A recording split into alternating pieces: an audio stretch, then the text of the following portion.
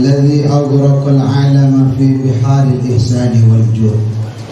اللهم صل على بهجة الكمال وتاج الجلال وبهاء الجمال وشمس الوصال سيدنا محمد وعلى آله وصحبه وسلم. Amma ba'du. Segala puja dan puji syukur hanya milik dan untuk Allah Subhanahu wa ta'ala.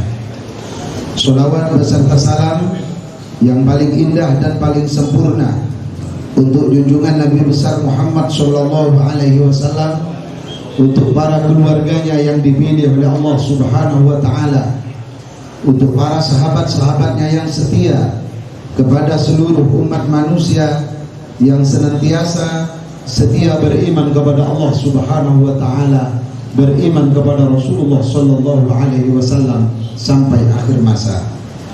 Yang sungguh betul-betul saya cintai para alim, para ulama, para masyayikh, para asatidzah. Yang saya cintai dan saya hormati Ketua Tanfidiyah, pengurus wilayah Nahdlatul Ulama DKI Jakarta, Bapak Dr. Kiai Haji Syamsul Ma'arif MA.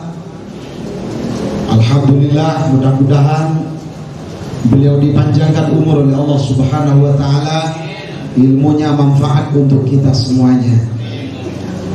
Para mustasyar, pengurus cabang Nahdlatul Ulama Jakarta Utara, yang tidak saya sebutkan namanya satu persatu, namun tidak mengurangi rasa hormat dan taklim saya kepada para mustasyar semuanya yang hadir.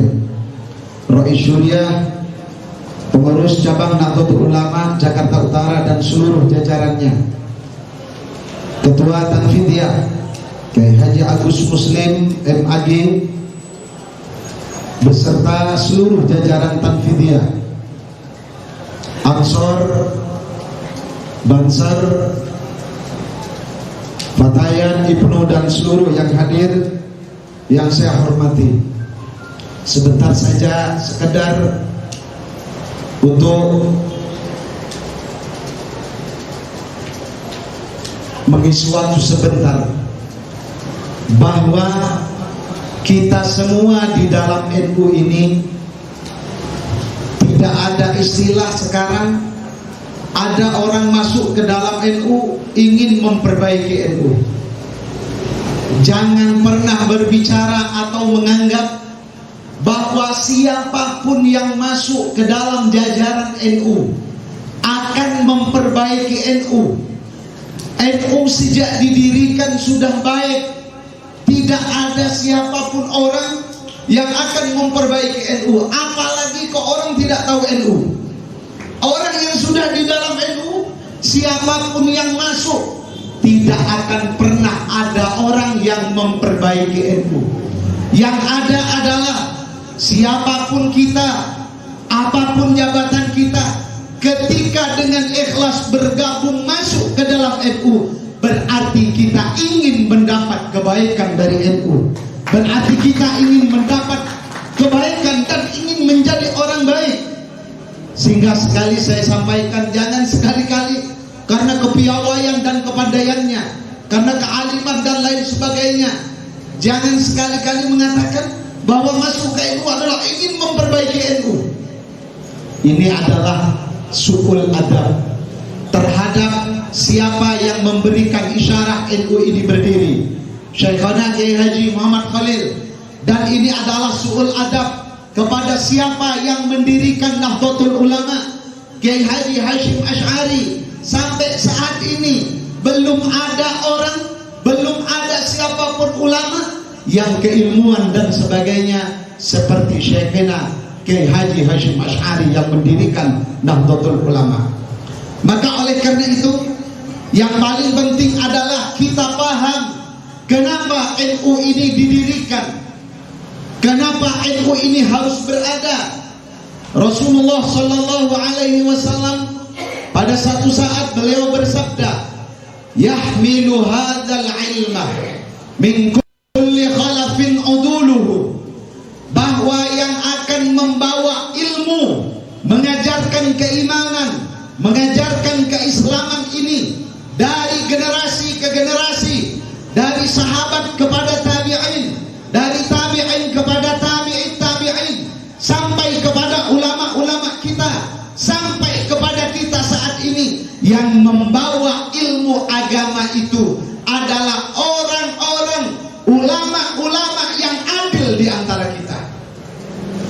Jadi kalau ada orang alim, ada orang berilmu, kemudian mengajarkan keilmuannya di tengah-tengah umat yang sudah mayoritas bermadhab, kalau membawa sebuah perbedaan, satu contoh, di Jakarta sudah umum ketika ada satu masjid, di masjid tersebut jamaahnya sudah Syafi'iyah semua, berarti kalau membaca surah Al-Fatihah, bismillahnya dibaca keras.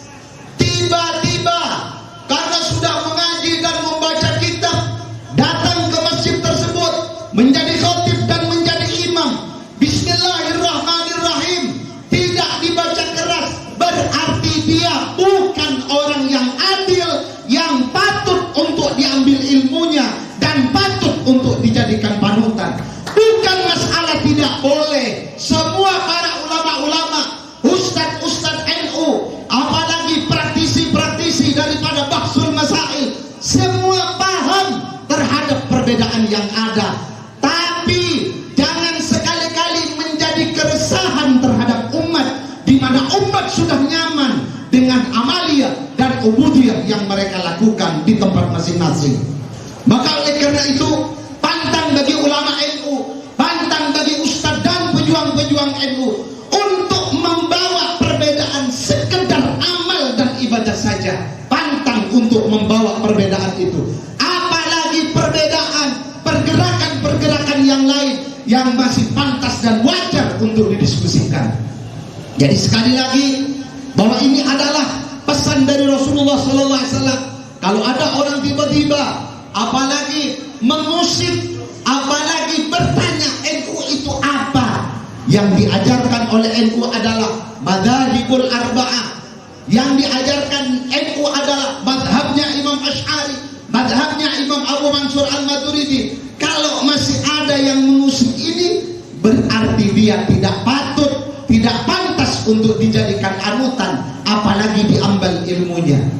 Maka oleh karena itu, ada satu pesan dari para ulama, al-ilmu dinun fanzuru amman ta'khuduna dinakum.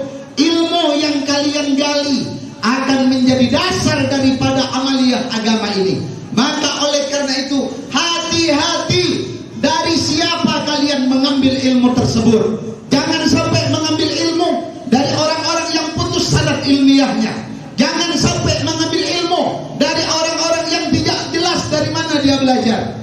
Baca Quran tidak jelas, baca Quran salah, bacanya salah, digandrungi menjadi panutan. Mau kemana umat ini? Di NU ribuan, bahkan ratusan ribu para ulama yang tidak dikenal, tapi ilmunya jelas, mondoknya di mana, sumbernya di mana, sanadnya seperti apa, semuanya jelas. Makanya hentikan saudara-saudara dan teman-teman sekalian ngaji dari YouTube. Sekedar mendengarkan boleh, untuk menjadi khazanah intelektual keislaman kita, tapi jangan jadikan panutan, karena orangnya tidak jelas.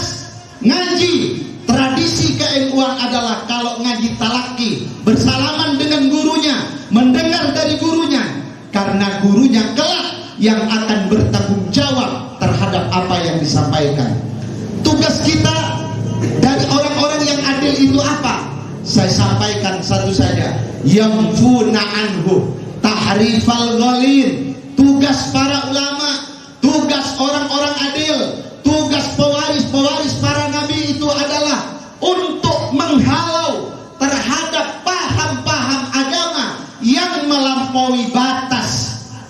Jadi orang beragama itu juga ada yang melampaui batas. Siapa? Pertama, terkadang ada orang karena kaya, karena dia punya harta, dia tidak punya pengetahuan apa-apa, tapi omongan, ucapannya jauh lebih diikuti daripada ustadz yang jelas jelas mondoknya dari mana. Lah ini adalah fenomena. Siapa orang yang melampaui batas? Ada orang-orang yang mengajarkan bahwa Al-Quran itu dikriminalisasi di mana-mana. Satu contoh, ketika mereka mengajarkan akidah yang itu adalah pedoman daripada kita umat Islam, kalau akidahnya salah, kata Imam Ibrahim Al-Bajuri, la yasihhu wudu'uhu wala salatuhu wala zakatuhu. Kalau akidahnya punah, kalau akidahnya tidak benar, sholatnya tidak sah, puasanya tidak sah, zakatnya tidak sah, semua yang berhubungan dengan amalia tidak sah. Lah ini kalau ini sampai kita ikuti seperti apa yang mereka ajarkan, saudara-saudara yang mau beriman dengan Al-Quran, yakini bahwa Allah itu ada di arsy, bahwa Allah itu ada di langit.